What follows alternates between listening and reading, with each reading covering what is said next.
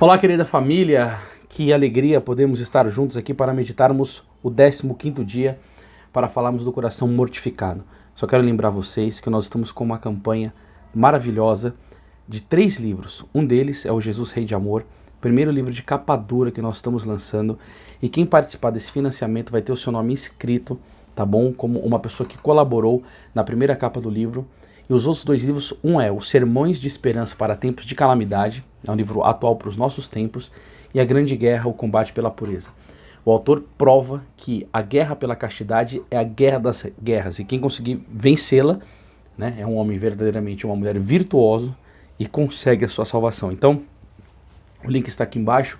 Por favor, colabore aí conosco, porque essa campanha, como eu já disse para vocês em outros vídeos, nós temos o possível para fazer um preço assim verdadeiramente de família, de amigos, para que você pudesse ter essas 3 obras. E agora nós vamos falar sobre o coração mortificado. Se Jesus não tivesse possuído um coração mortificado, não teria escolhido para si uma vida tão mortificada e dura como aquela que levou por 30 anos na humilde vila de Nazaré. Não teria escolhido uma vida pública tão pobre e insegura como aquela que conduziu pelas ruas da Palestina. E o problema, gente, é que uma vez eu vi uma postagem, eu falo pra você que são coisas absurdas que a gente vê, de um pastor protestante, acho que o vídeo dele que ele fez aí, Abílio Santana, ele provando por A mais B que Jesus Cristo tinha uma casa na praia, cara. Não, mas é difícil não rir disso.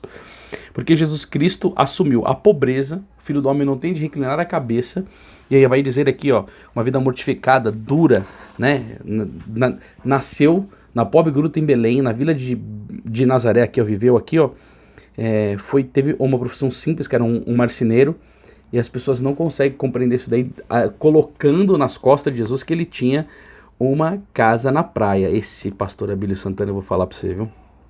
O que ele poderia oferecer Nazaré, tão pobre e insignificante? Os próprios israelitas puderam dizer, de Nazaré pode sair algo de bom? Fala aí. Aqui, ó. Aqui que veio, meu Deus do céu.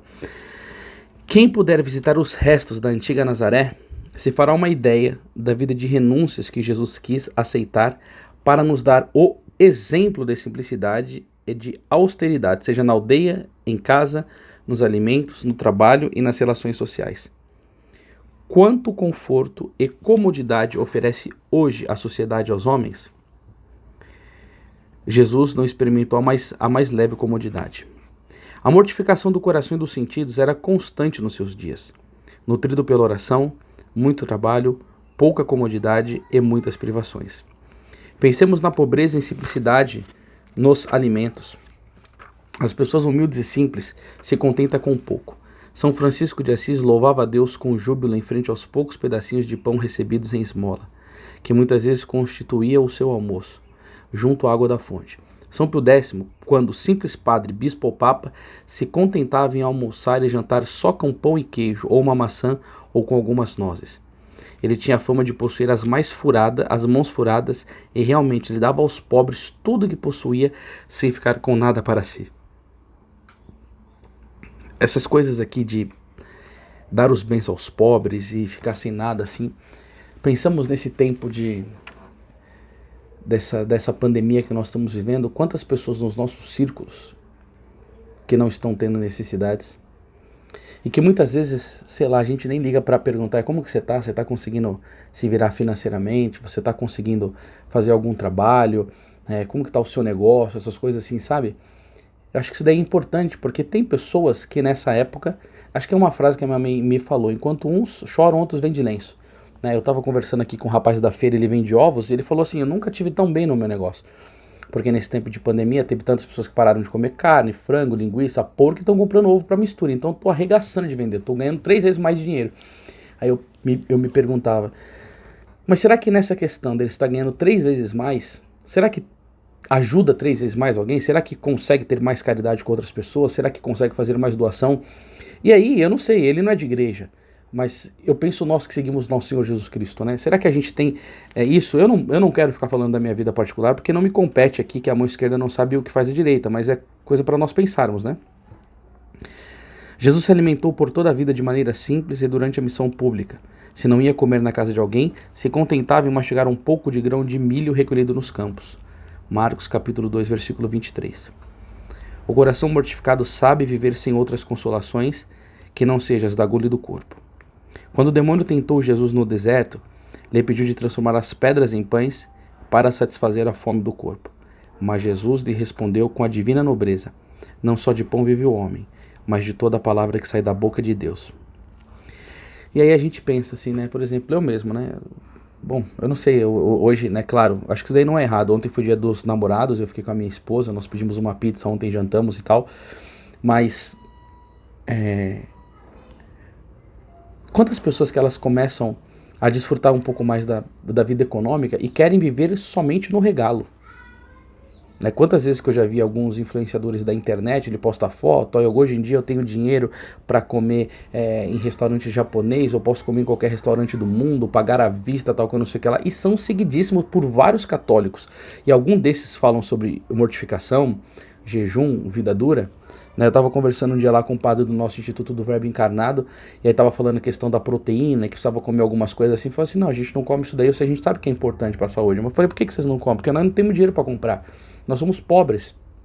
Não, a gente vive de doação, o que as pessoas dão pra gente estar comendo, entendeu? Então, quer dizer, né, por um outro canto, tem as pessoas que se dizem católicas, que ficam querendo ostentar o tempo inteiro uma vida larga financeiramente, podendo possuir os maiores manjares. E por outro lado, tem nosso Senhor Jesus Cristo aqui, que se contentava com um pouco de milho, e a gente tem que ter aqui, né, uma sobriedade em entender isso daqui. Por quê? Porque, bom, por exemplo, na nossa família aqui, nós não somos religiosos. Nós não temos esse voto de pobreza. Mas por que nós não podemos imitar Jesus, por exemplo, em algumas mortificações? Isso daí não nos impede, tirando os meus filhos que são crianças, entendeu? O coração que vive para Deus desdenha a ansiosa preocupação das coisas terrenas, ouvindo a palavra de Deus que diz: por que vos preocupais com o que comereis ou vestireis? Dessas coisas se preocupam os pagãos. Buscai em primeiro lugar o reino de Deus e a sua justiça, e todas essas coisas vos serão acrescentadas. Na vida de Santa Margarida Maria Alacoque, se lê que a santa era fortemente alérgica a um alimento muito comum, do qual se fazia muitos no mosteiro: o queijo. Bastava vê-lo para logo provar repugnância, e se o levava à boca, se sentia revoltar o estômago, logo depois de comê-lo, corria a vomitá-lo. Desculpa, pessoal, mas eu não tenho editor, eu não vou poder fazer esse vídeo tudo de novo. Vamos lá.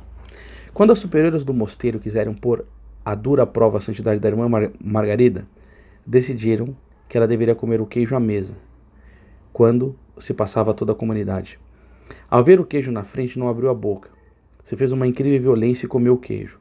Logo depois, correu para fora do refeitório para vomitar.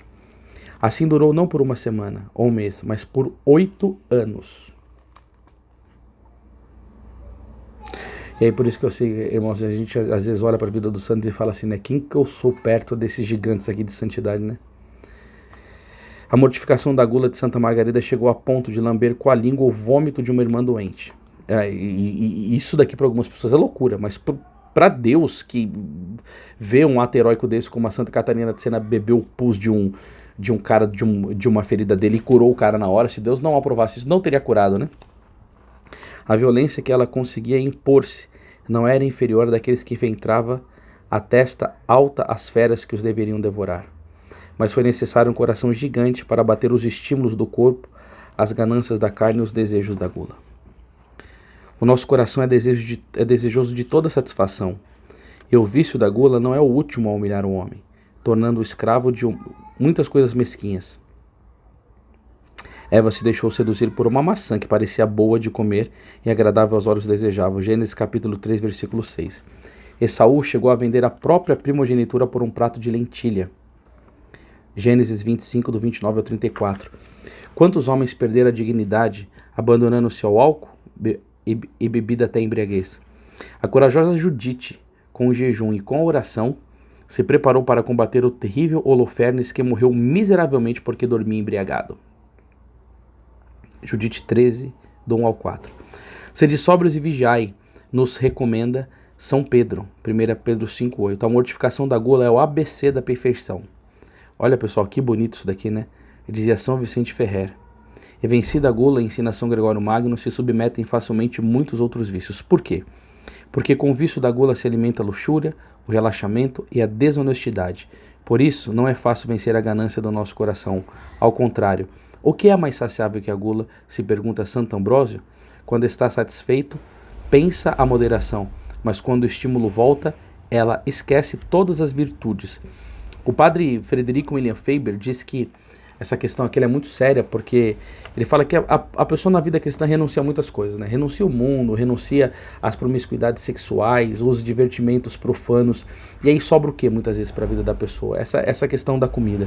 Ele fala que isso justamente é muito difícil de estar vencendo mesmo, e o padre Manuel Bernardes, ele vai falar que quem tem o coração na geladeira nunca vai ter vida espiritual.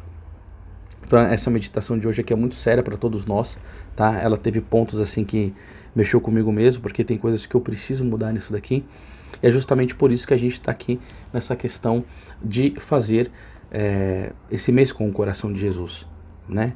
E como que pode ser que uma coisa que parece pequenininha como essa, ela traz tanto dano para a nossa vida espiritual. Por isso que quando o padre Paulo Ricardo, acho que há mais de 15 anos atrás, começou o site dele, a primeira coisa que ele fez foi dar um curso sobre as doenças espirituais, né? E essa daqui acho que chama gastrimardia, né? Que fala doença do estômago. Então se alguém quiser ir assistir lá, procura para entender um pouco mais disso, né? O coração divino de Jesus, tão nobre e sóbrio, queira libertar o nosso coração do obstáculo da ganância para fazer viver sobretudo de toda a palavra que sai da boca de Deus. Então o propósito de hoje vai ser fazer uma mortificação junto à mesa. Aí vocês ficam me perguntando, antes, como que eu faço isso e tal, que eu não sei o que lá. Bom, hoje vocês colocam um pouco menos de comida no prato. Se você gosta muito de comer uma carne, um frango, um peixe, come um legumes no lugar. Se você gosta muito de tomar café, tome pouco ou nem tome hoje, refrigerante. Faça alguma coisa que tire alguma coisa da sua mesa aqui nessa mortificação, tá bom? E também, como sempre, todos os dias, rezar as orações das páginas 127 a 132, tá? Nós não podemos permitir que os prazeres do mundo, nem os prazeres da mesa, nos tirem o prazer de amar a nosso Senhor Jesus Cristo. Até amanhã, Deus te abençoe e salve Maria.